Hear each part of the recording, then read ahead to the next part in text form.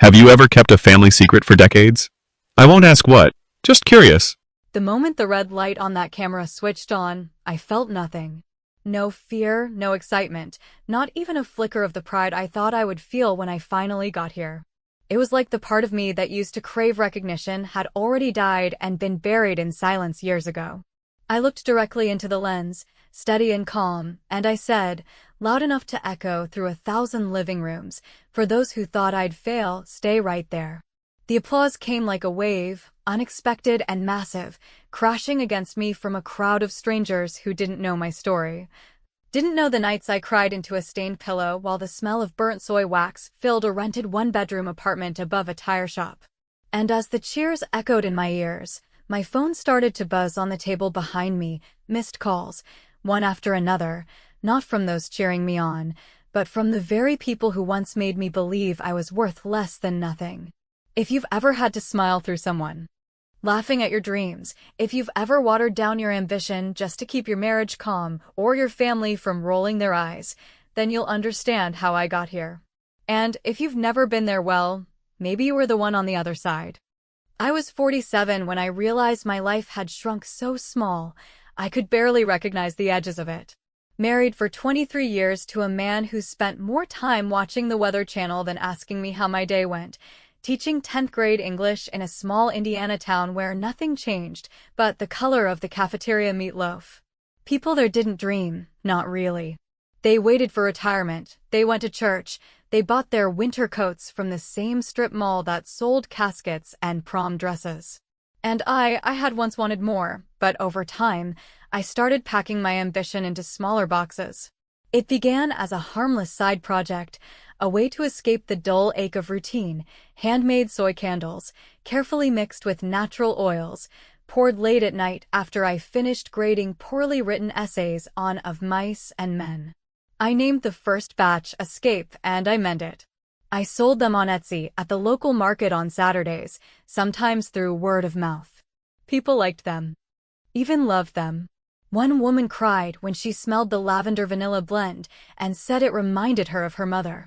I remember feeling something stir inside me that day, something like hope, like validation, but when I told Mike about it that night, he barely looked up from his recliner and said, as long as you're not spending our savings on it, do whatever you want. Whatever I want. Like a kid being handed crayons and told to sit quietly in the corner. My sister Jenna wasn't much better. She was 4 years older and somehow always made me feel like I was still 12 and she was the one who knew better. Jenna worked in insurance, drove a silver Lexus, and always dressed like she had a meeting with Jesus at noon. She once told me, at Christmas dinner no less, that my candle business was cute, like I was a toddler who had finger-painted something hideous and expected a medal. I laughed it off, because that's what I always did around Jenna, swallowed the insult, smiled through the sting, and told myself she didn't mean it the way it sounded. But it never stopped stinging, not really. Not when she told me to quit playing entrepreneur and focus on my pension. Not when she said, with a snort, that my weird little branding looked like it came from a garage sale. Not even when she smiled and said, "You're just not built for the hustle, Sarah." That's okay. What none of them knew, what even I didn't fully understand yet, was that all those years of smiling through dismissal, of biting my tongue until it bled, were slowly turning me into something sharper than they were ready for. Every time Mike made a joke about my crafts, I added another hour to my candle lab. Every time Jenna called me delusional, I took another online class on product sourcing, digital marketing, branding psychology. I stopped watching TV after dinner. I started researching patents. I sketched out my labels by hand, then taught myself Canva. No one saw what I was doing because I didn't announce it. I didn't post it on Facebook, didn't tell the ladies in the teacher's lounge, didn't even mention it to my daughter Emily when she came home from college and spent most of her time scrolling TikTok and pretending not to be embarrassed by me. I let the work speak quietly, but steadily. The tipping point came on a Tuesday night. I remember that because Mike always watched NCIS on Tuesdays, and I'd gotten in the habit of tuning it out with my headphones in. That night, I went to grab my laptop from his desk drawer because mine was updating, and I stumbled on something I wasn't supposed to see. At first, I thought it was a coincidence. The emails were short, mostly between Jenna and Mike, forwarded articles, a few spreadsheets. But when I saw the subject line lavender batch formula _ rev3.xlsex, my stomach dropped so hard I had to sit down. I opened the file. It was mine. The formula I'd spent months testing, logged in my own spreadsheet with the same formatting, the same ingredient ratios down to the tenth of a gram. I kept scrolling, and there it was, a shipping invoice for a new business I'd never heard of, Serenity Flame Company. Registered under Jenna's name. And the logo? A lazy knockoff of mine, with the same fucking wax-stamped S I had carved out of my initials. 2 years ago. They hadn't just mocked me. They'd stolen from me. Copied it, packaged it, and sold it online. They were doing it behind my back for months. And I, like a damn fool, had given Mike access to everything, thinking marriage still meant something. That night, I didn't scream. I didn't throw things. I didn't even confront them. I just sat there at the dining room table, in the dark, listening to the hum of the refrigerator and the sound of my own heartbeat trying not to crawl out of my throat. And in that silence, something broke open inside me. Not pain. Not even anger. Just clarity. Pure, clean, ice-cold clarity. I copied everything: emails, invoices, screenshots. I printed them. I sent myself backups to 3 different email addresses. Then I packed a duffel bag with enough clothes for a week, took my candle molds and oils, my laptop, and left the house without saying a word. Mike didn't notice. He didn't even look up from the TV. The next morning, I called a lawyer. And that's when the real story began. It's a strange kind of quiet, the one that follows betrayal, not the loud kind that crashes through doors or smashes plates, but the heavy, choking kind that settles in your lungs and makes every breath feel like it's dragging behind it a mile of weight. The morning after I left, I sat alone in the back booth of a 24-hour diner just outside of town, staring at a cup of coffee I didn't remember ordering, while the sun rose slow and indifferent behind a greasy window streaked with fingerprints and regret.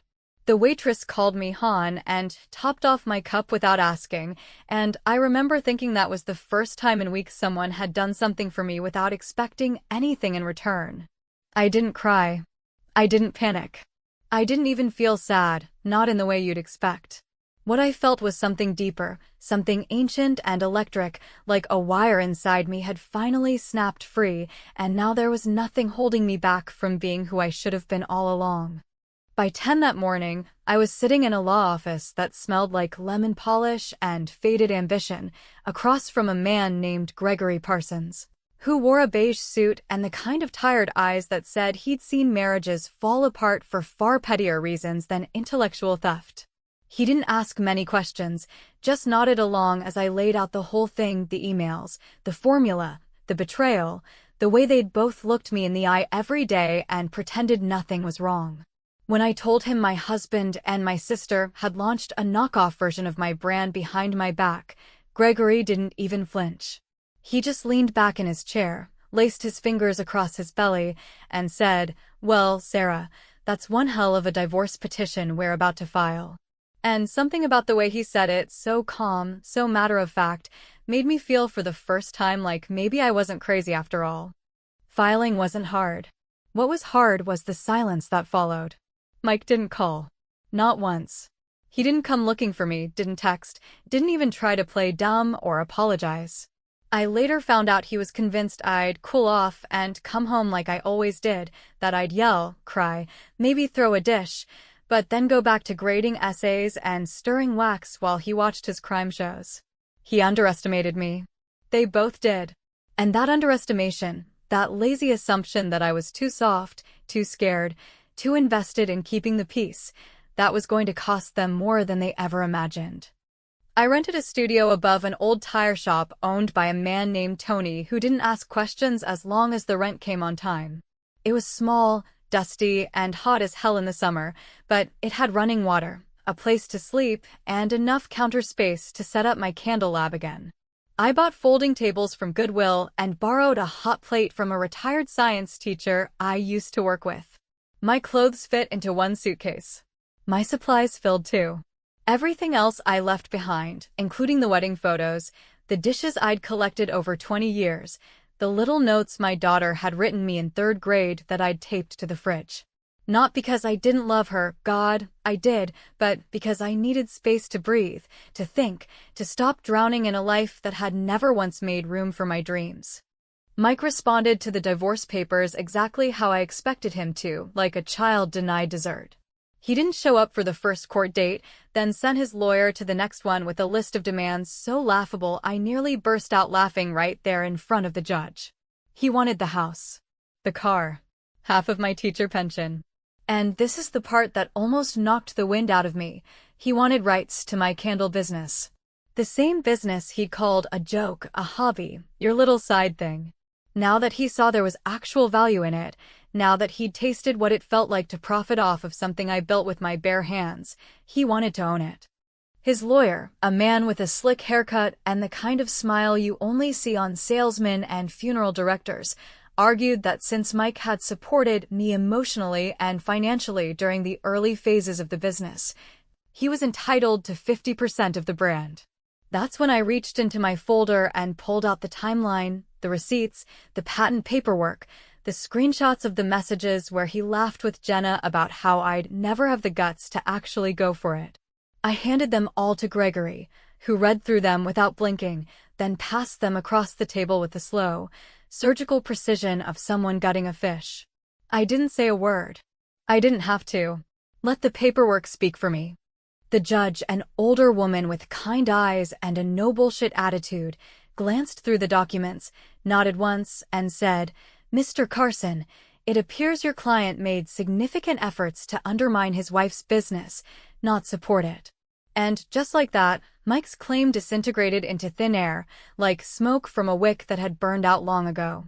He looked at me across the courtroom that day like he'd never seen me before, like maybe for the first time he was beginning to realize I wasn't the weak, dependent woman he'd built his life around. I wasn't even angry anymore. I was beyond that. I was efficient. And there's nothing scarier to a man who's used to control than a woman who's stopped asking for permission. After the ruling, I walked out of that courthouse into the crisp afternoon air, clutching the folder that now held the legal ownership of my business, my name, and my future. And even though my bank account was nearly empty and I didn't know how I was going to make rent next month, I felt something I hadn't felt in years, something warm and wild and sharp.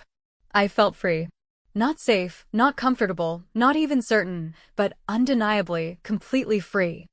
That night, I went back to my studio and poured the first new candle under my rebranded company. I renamed it Proof, and I made exactly one of them. I lit it while I worked, the scent curling around the room like a whisper, and as I watched the flame flicker against the cheap walls and the cluttered shelves, I smiled for the first time in weeks. I sent Mike a letter the next day. No threats, no emotion, no drama, just a simple note that read, "You can have half. I'll send you the receipts when I'm a millionaire." And I meant every single word.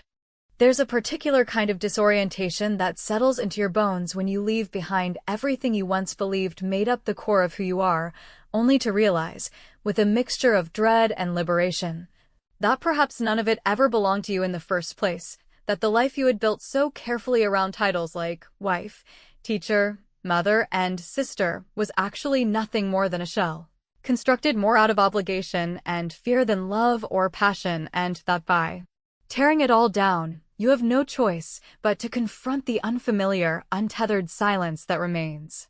It was in that silence, humming like static in the background of my day-to-day struggle to make rent, that I found the application for a Women in Business Startup Accelerator in Chicago. A 10-week intensive program known for transforming side hustles into scalable brands, run by venture capitalists with sharp suits and sharper instincts, the kind of people who had probably never set foot in a candle shop but knew how to triple profits in their sleep. The irony was not lost on me as I filled out the application late one night, sitting cross-legged on the cold tile floor of my studio, surrounded by open jars of shea butter and essential oils, typing out my revenue numbers and customer retention stats next to a flickering tea light candle I had poured earlier that week. I knew my numbers were good, better than good. They were solid, profitable, even promising, but I also knew that my business wasn't sexy in the eyes of tech investors. I didn't have an app. I didn't have a subscription model or blockchain integration or a mission to disrupt anything except dry skin and cheap perfume. But I hit submit anyway, half out of spite and half because I was running out of reasons not to believe in myself. 3 weeks later, I got the acceptance email. I didn't scream or cry or call anyone to share the news. I just stared at the screen for a long time, then shut my laptop and got back to work. Arriving at the accelerator was like being dropped onto another planet where everyone spoke the same language, but with a different accent, polished, fast-paced, and laced with buzzwords I had only ever read in business articles I didn't fully understand. The building was sleek and white and full of glass walls that made privacy feel like an ancient luxury, and every room smelled like a combination of espresso, ambition, and expensive cologne. I was the oldest person in the room by at least 15 years, maybe 20, and the only one wearing a second-hand blazer from a Goodwill in Lafayette, Indiana. The others were influencers with polished pitch decks and perfect teeth, tech founders with custom hoodies and overinflated egos, and lifestyle gurus who spoke about building community and scaling consciousness like they were ingredients in a smoothie. I could feel the quiet amusement when I introduced myself, Sarah Carson, founder of Elemental Glow, maker of all-natural skin balms, therapeutic candles, and aromatherapy kits for people who want to feel something real in a world that never slows down. There was a pause, just long enough to register, before one of the guys, a smug little thing with VC connections and $1 million smile, gave a patronizing "that's cute," and I knew right then and there that no one in that room took me seriously. But I also knew, just as surely, that by the time I walked out of this program, not a single one of them would be able to ignore me. For the first few weeks, I kept my head down and absorbed everything. I attended every workshop, every late-night Q&A, every awkward team-building icebreaker that made me want to disappear. I asked questions that made the panelists raise their eyebrows, took notes in spiral notebooks while the others typed on MacBooks, and ran analytics reports on my ancient laptop that wheezed every time I opened a new browser tab. I watched the others form cliques like high school all over again, sipping overpriced lattes in curated outfits, rolling their eyes at my thrift store sweaters and my habit of bringing my own lunch in Tupperware I'd owned since the Bush administration.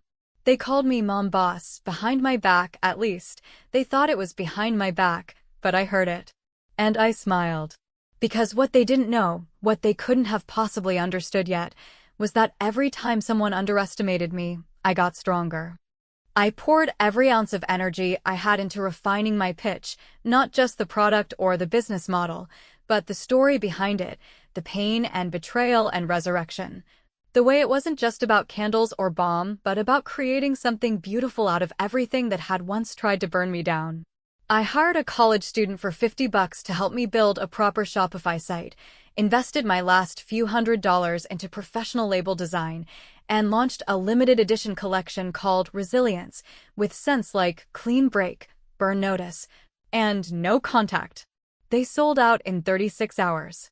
When pitch day came, the grand finale, the big presentation in front of a panel of investors and press, I stood backstage in a dress I bought on clearance, gripping my index cards like a lifeline. While the girl before me pitched a plant-based protein bar made from cricket flour and got a standing ovation. I knew I didn't belong in their world. But I also knew I had a story that couldn't be ignored. I walked onto the stage, looked straight into the bright, blinding lights, and began not with a statistic or a market projection, but with a single sentence. When I left my marriage with $283, a hot plate, and a dream, I had no idea I'd end up here. There was a silence in the room, a stillness that meant they were listening, really listening, and I knew I had them. I walked them through the numbers, the growth, the community of loyal customers, the emotional resonance of a product born from survival. I didn't perform. I didn't charm. I told the truth, raw and unfiltered, and I ended with this. You may not remember my name, but I promise, the next time you walk past a store that smells like real healing and not fake vanilla, you'll remember my brand. They gave me second place. Not first. not the investment. But I walked out of that room with 5 investor meetings on my calendar, 3 emails from retailers wanting to carry my line, and a message from a local journalist who said, "I want to tell your story." But the most surprising message of all came that night, when I got back to my studio and checked my inbox out of habit. It was short. Just a screenshot of one of my social media posts, with the caption, "Look at you now," smiley face, and the sender name I hadn't seen in months, Jenna. My sister. The same woman who stole my formula, mocked my dream, and sold me out for a check and a shallow apology. I didn't reply. I didn't block her. I didn't even delete the message. I just forwarded it to my lawyer, added the note in case she tries anything again, and went back to work. Because while the applause from that stage felt sweet for a moment, nothing, absolutely nothing, tasted better than knowing I no longer needed their validation to feel real. There's something oddly theatrical about the way a television studio breathes, the way it hums with this polished, artificial calm just moments before the lights ignite and the cameras roll, as if it knows it's about to witness something performative. Something dressed up to look spontaneous, but rehearsed within an inch of its life. And as I stood in the green room of that national morning talk show, sipping lukewarm water out of a paper cup and staring at my own reflection in a mirror framed by vanity lights far too bright for comfort, I realized that I wasn't nervous in the way I expected to be. I wasn't afraid of tripping over my words or forgetting my talking points, and I wasn't intimidated by the idea of speaking in front of millions of strangers, most of whom would forget my name within 24 hours anyway. No, what I felt was something far more complicated, something that pulsed under my skin like an old injury aching before a storm, because the person interviewing me wasn't just anyone. Her name was Allie Warren, and once upon a time, back when I still thought popularity was a currency worth chasing, she had made it her mission to humiliate me at every turn during high school, casually weaponizing her beauty and charm with the precision of a surgeon who'd spent her entire adolescence learning how to cut people down without ever getting blood on her hands. She was the girl who used to call me Sad Sarah, who told other girls that I smelled like crayons, who once passed around a fake love letter I'd written in private and made sure it landed in the hands of the boy I'd been too shy to speak to. Allie had always been the center of the room, the kind of woman who collected attention the way others collected stamps, effortlessly, greedily, and without ever acknowledging the cost to those around her.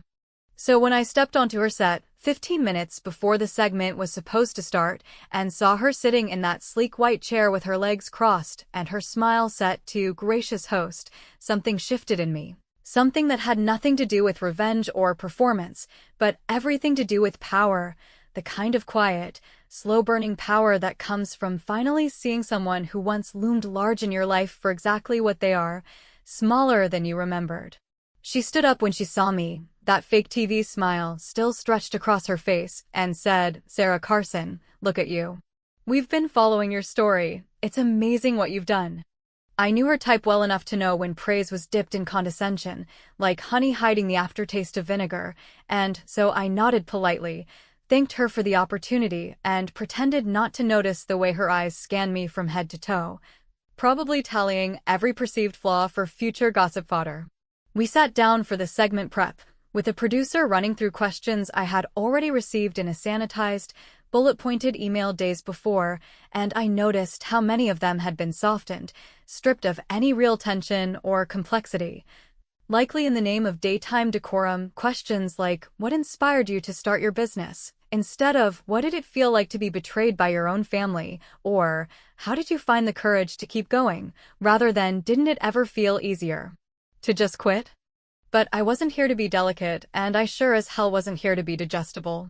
When the segment finally began, and the lights came up and the theme music faded and Allie turned toward me with that rehearsed warmth in her voice as she welcomed, a true inspiration to women everywhere, I smiled, not because I believed her, but because I had already decided I wasn't going to give her the version of me she expected.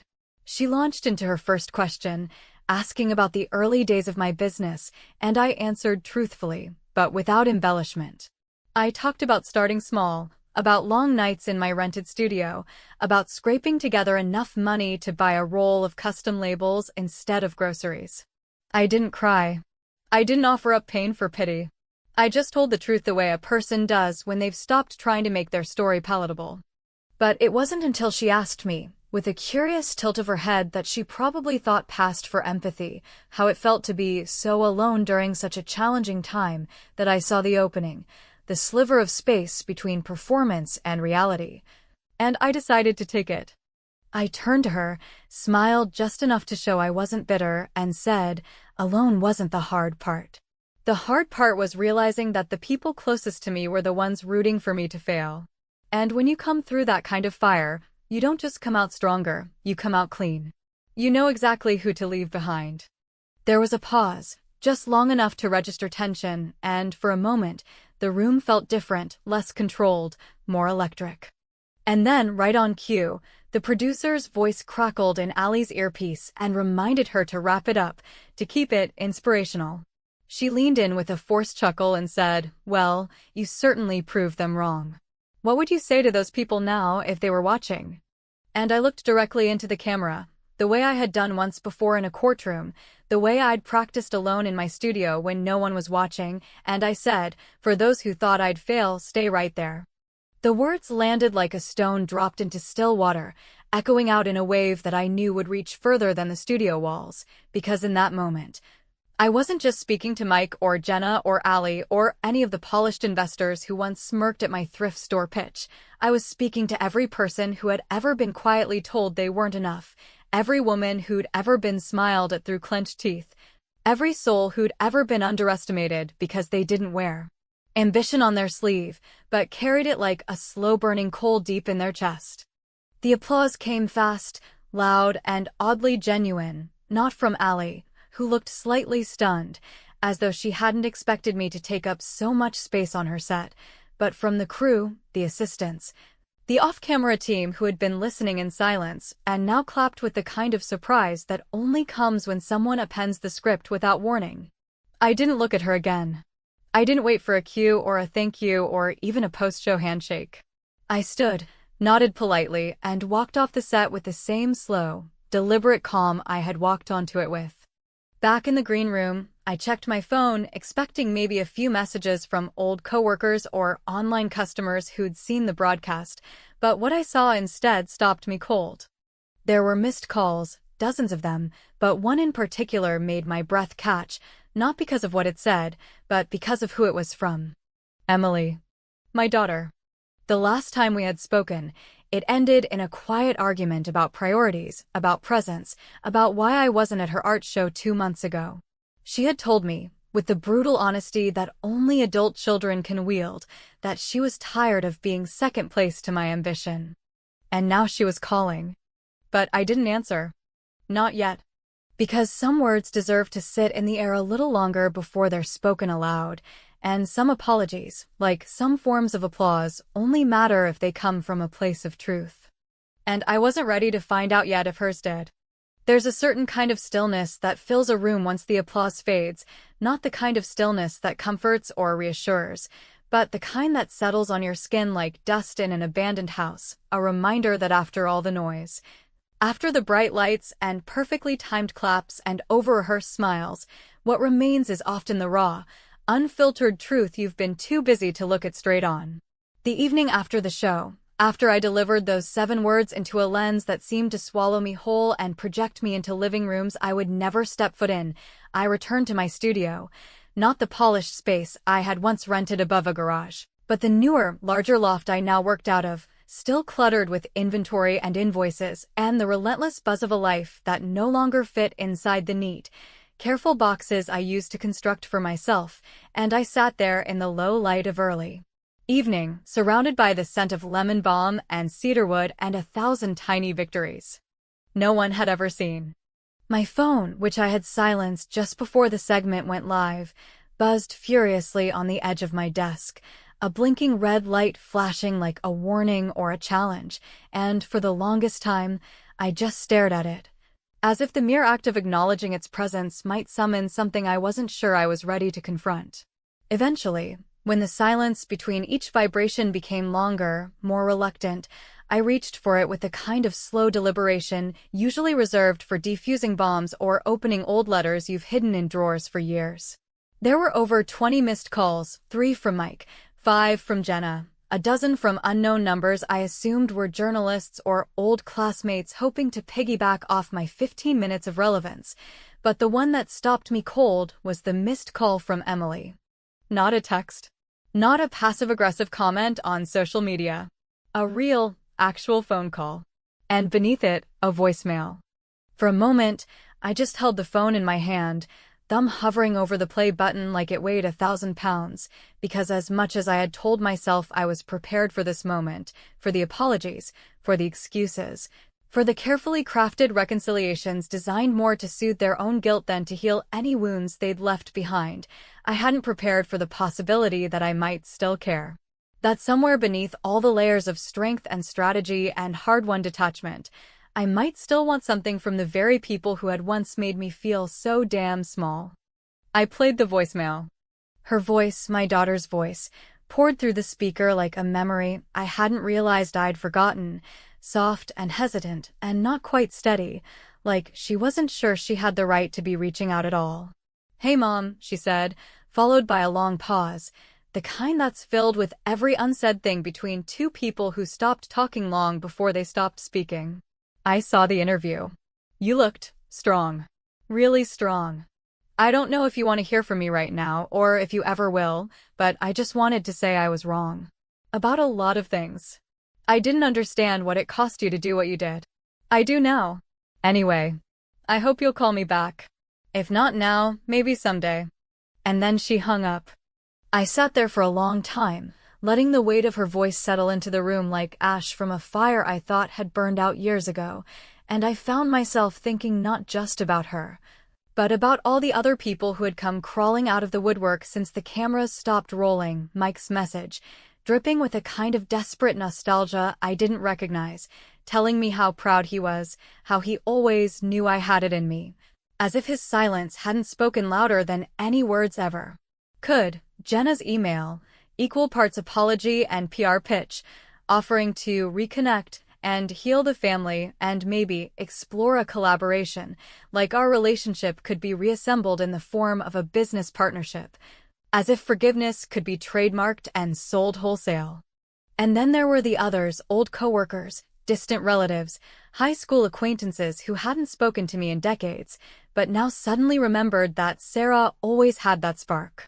It was like success had flipped some invisible switch in their brains, unlocking a version of me they had never cared to see before, and now that I was someone they couldn't ignore, they wanted in. They wanted access. They wanted a piece of something they never believed would grow. But the truth is, I didn't feel triumphant. I didn't feel vindicated. What I felt, sitting alone in that studio surrounded by boxes of product and stacks of invoices and the slow, rhythmic hum of the city outside my window, was something much quieter, much heavier, and much harder to name. I had won in the technical sense. I had taken everything they mocked and dismissed and tried to steal from me, and I had turned it into something solid, something undeniable. But I had done it alone. And that, more than anything, was the part they would never understand. They thought the victory was the company, the attention, the praise, but the real victory, the one that no press release or investor pitch would ever capture, was learning how to build a life on my own terms, without asking for permission or waiting for applause. It was the nights I cried and kept going anyway, the mornings I woke up and poured candles with swollen hands and an empty stomach, the moments I walked into rooms full of people who laughed behind my back and left with their respect in my pocket. That was the victory. Not the product. Not the brand. Me. I didn't return any of the calls. Not Mike's. Not Jenna's. Not even Emily's. Not because I was angry, though, if I'm honest, a small part of me always will be, but because I needed the silence more than I needed the closure. Because sometimes, the most powerful thing you can say to someone who doubted you, betrayed you, or abandoned you is nothing at all. Silence, in its purest form, is not an absence. It is a boundary. And I had earned mine. I lit one of the original candles from my first collection, the last remaining one labeled Escape, and I let its soft, familiar scent fill the room as I sat down at my workbench, opened a fresh notebook, and began sketching out the next phase of my company. I didn't know exactly what would come next. I didn't have a 5-year plan or a list of goals to conquer. But I had myself. Fully. Unapologetically. And for the first time in my life, that was more than enough. They always say success is the best revenge. But I've come to learn that's only half true. The best revenge is peace. And knowing, deep down in your bones, that you don't owe anyone a damn thing.